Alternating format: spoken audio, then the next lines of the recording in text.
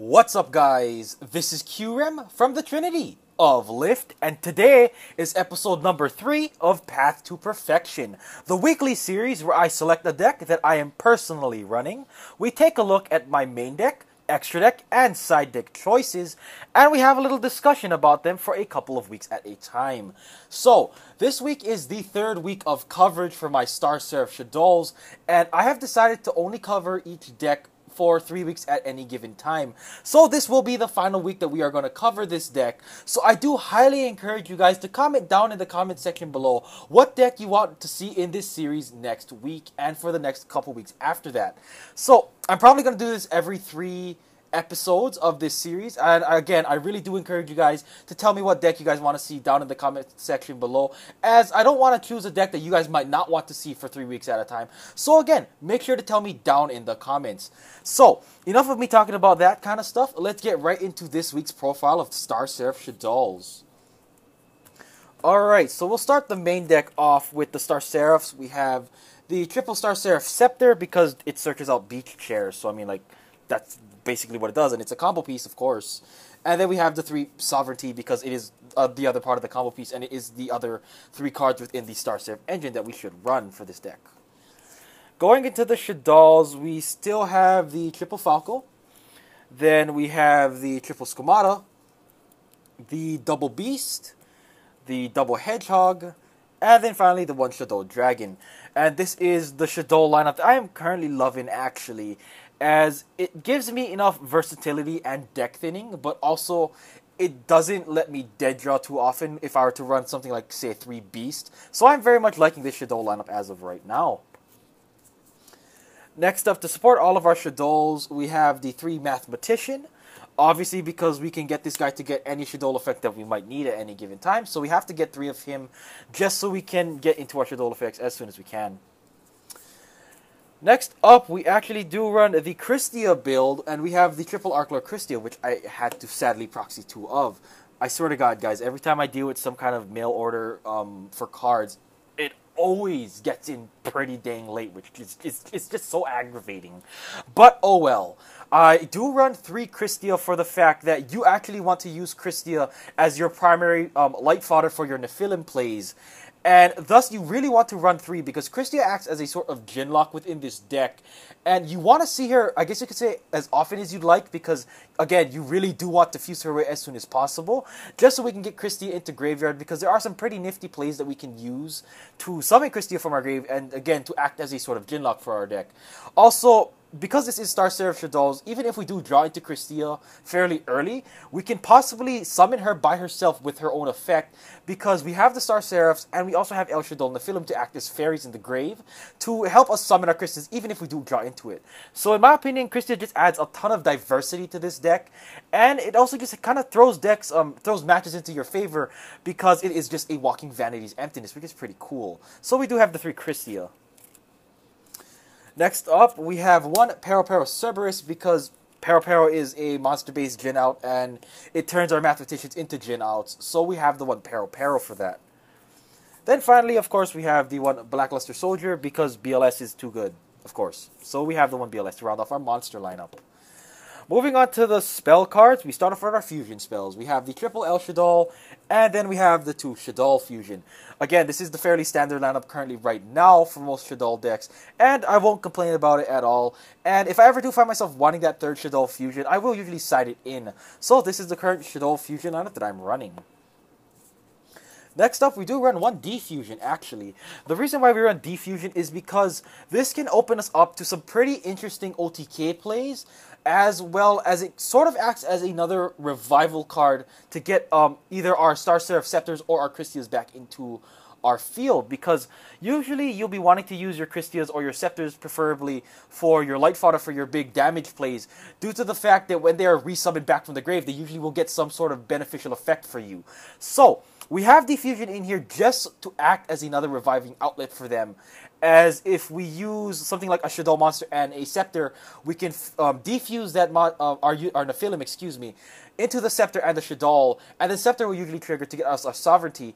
Or if we used our Shaddol and our Christia, we can summon the Shaddol and the Christia, and then now we have Jinlock essentially on our board. So Defusion just opens you up to those really nifty plays, and in my opinion, it's pretty dang cool in this deck. I wouldn't run more due to the fact that there are times that you won't have fusions on board, so I really only want to have one because having any more will lead into some pretty weird dead draws, and I really do want to avoid that in this format because you can get really punished if you draw two soul hands. So we do have the one Defusion. Finally, we have just two more spells in the main deck. We have the one Soul Charge and the one Foolish. We have the Soul Charge just to act as another reviving outlet for our monsters and to get us some really, really big boards. And then we have the Foolish Burial because Foolish gets us any Shadow monster effect that we want, or it can also help us send our Pero to the grave. So that is it for the spell lineup. Moving on to the traps. We have the double Sinister Shadow Games, because Shadow Games turns our Shadow monsters live onto our opponent's turn, and it can help us either get our pluses off on our opponent's turn, like with our Shadow Falco or our Shadow Hedgehog and Beast, or we can actually use Sinister Shadow Games to act as a pseudo Jin out by getting our Skomadas and our Dragon activating on our opponent's turn. So we do have the two Sinister just for that. Next up, we do have the one Shadow Core to help us get into our fusion plays whenever we might need another attribute that we might be missing, as well as Core just helps us recycle our fusions. So we do have the one Core just to help us out with those problems. Next up, we have 3 Call of the Haunted, because Call is the primary revival outlet of this deck, and we want to see Call as often as we can just to summon back our Scepters or our Christias, just so we can have that consistency within this deck. So we do have to maximize on our Call of the Haunted just so we can see it as early as we can. Finally, for the last trap of our 40-card main deck, we have the one Crush card. I have went back to running Crush card in the main deck primarily because I found myself actually benefiting from it quite a bit actually at my personal locals. One thing that I did notably do, thank God, is actually blow out a Tribute Stun player with this card. So this card really does put into work a lot against Necros mainly, but it also helps quite a bit against some weird rogue matchups that you might ever run into. So I have put Crush card back in, as well as now since I'm running the double Hedgehog and the triple Falco, I do have 5 monsters, 3 of which are easily summonable by its own effect. So usually when I ever do draw a Crush card, if it's not like really late in the game, I usually can make it live somehow. So we do have the one Crush card to round off our main deck. Moving on to the extra deck, we start off with the pretty darn standard triple El Shaddol Nephilim. She is the one we'll be going into most often, and she is the best one out of all the El Shaddolls in my humble opinion. So we do run 3 El Shaddol Nephilim. Following that, we have the standard 2 Window, because Window helps us stop our opponent's plays and can really help us limit our opponent by basically summoning this in the middle of their play and then just stopping whatever else they might want to do after they're trying to go off. So we do have the 2 Window to help us stop our opponent. Finally, for the last 2 El Shaddolls, of course, we have the 2 Shekinaga, because Shekinaga puts in so much work against Necros, as well as a lot of other choice matchups like Satellar Knights and whatnot. So we do have the 2 Shekinaga just to help us negate our opponent's effect and really just help us, help prevent us from getting negged and stuff like that. So we do have the 2 Shekinaga. Moving on to Synchros, we only run 2 of them. We run the one Arcanite Magician and the one Leo. I decided to cut majority of the Synchros from this deck primarily because I wanted to free up some room for some XYZs that really can help us more than what our Synchros usually did. As well as I really felt like I didn't need the Goyo and the Armades, which was the other 2 monsters that I would have run before, because I really found myself never going into them as often as I thought I would. So instead, I decided to just cut them just for the 2 monsters that I will be going into the most often, which is Leo and Arcanite. And really, I'm not complaining with this Synchro lineup, as again, I'm not really missing the Armades and Goyo, as these are the 2 Synchros that I feel like I only really need. So these are the Synchros that we do run. Next up for the XYZs, we start off with the 2 Star Seraph monsters that we are going to summon off of them. We have the one Ouroboros and the one Deltaros. These are just phenomenal at what they do, as Ouroboros can help us rip cards out of our opponent's hand, and Deltaros is just really good in general. So we have these guys to act as our Star Seraph XYZ monsters that we'll be going into. Following that, we do run one Stellar Knight Constellar Diamond now, just to swing the BA matchup and the Mirror match more into our favor, As majority of the time when you're going into your Star Seraph combo, you will usually be going into Deltaros majority of the time. Just because Deltaros' effect doesn't let your opponent respond to its summon, so it can safely ensure you that you're going to get your Scepter effects and whatnot. So because you usually be going into Deltaros, we have the Diamond in here again because we will have access to it more often than we might think. And of course, Diamond is just a really, really good card against Shaddolls and Burning Abyss. And of course, just because they are meta, you will be seeing them eventually. So having the Diamond for those matchups never hurts. Following that, we do have the one Lavalva Chain, because there are some pretty cool things we could do with Lavalva Chain. Of course, we can just use it to send Shadow monsters from our deck to our grave to get effects, but also it's pretty cool because it can stack monsters on top of our deck, so it can help us search out key monsters like Scepter, Christia, or even BLS whenever we might need it. So we do have the one Lavalva Chain.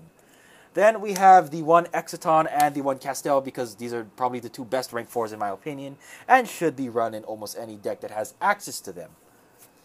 So that is it for the extra deck. Moving on to the side deck, we start off with the triple Maxi, because Maxi is just very, very good in a lot of weird matchups, either rogue matchups or Burning Abyss and the mirror match. This card just really, really does help you draw into your main combo piece cards or your sideboard cards, and it just really helps in general. So we do have the 3 Maxi.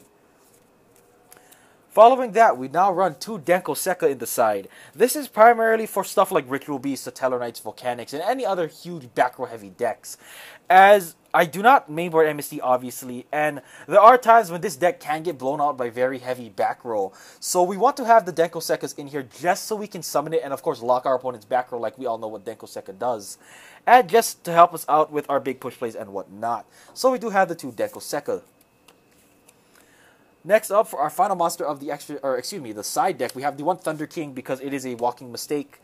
And if we do end up summoning this against Necros, they will have an extremely hard time getting around it, because they cannot search, and basically the only relevant normal summons they have is usually Manju and Senju. So unless they already have a a ritual play in their hand already that can get around this guy, he will put in a lot of work. So that's why we do run the one Thunder King in the side deck. Following that, for the spells, we have the triple MST, because if you don't mainboard them, you should side them. You should have the triple MST somewhere in your deck. So we do have it in the side deck for specific matchups like Clive Fort and whatnot. So we do have the 3 MST.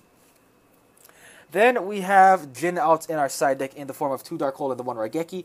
I felt like we didn't really need to main them, because we do have a lot of monster-based Jin outs like Skomata Dragon and Pero. So I put these cards in the side deck just in case for stuff like Clive Fort and whatnot. And maybe I also do side them occasionally against Necros just in case we need that extra Jin outs. So we do have the double Dark Hole and the Raigeki in our sideboard. Finally, for the last spell, we have the one Shadow Fusion, just in case we play stuff like that heavily relies on extra deck, like Burning Abyss and Satellar Knight. So we do have the 1/3 Shadow Fusion in the side deck, just in case, just so we can see it more often against those matchups.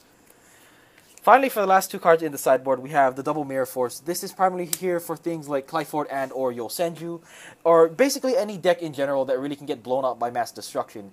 We want to have the Mirror Force in here just to act as a battle trap against those decks, just because we really don't want to get OTK'd by them. So having the 2 Mirror Force just for those matchups to really just blow them out, like I said, is really, really nice. Well, alright guys, that is it for the 3rd episode of Star Seraph Shaddolls in this Path to Perfection. I hope you all did enjoy, and again, make sure to leave any thoughts, questions, comments, concerns down in the comment section below, as I'll definitely be reading them and talking with you guys about this deck throughout. So, I hope you all did enjoy. Again, my name is Kyurem from the Trinity of Lift, and always, again, make sure to leave the deck that you want to see next time down in the comment section below, and I'll see all of you guys later. Peace.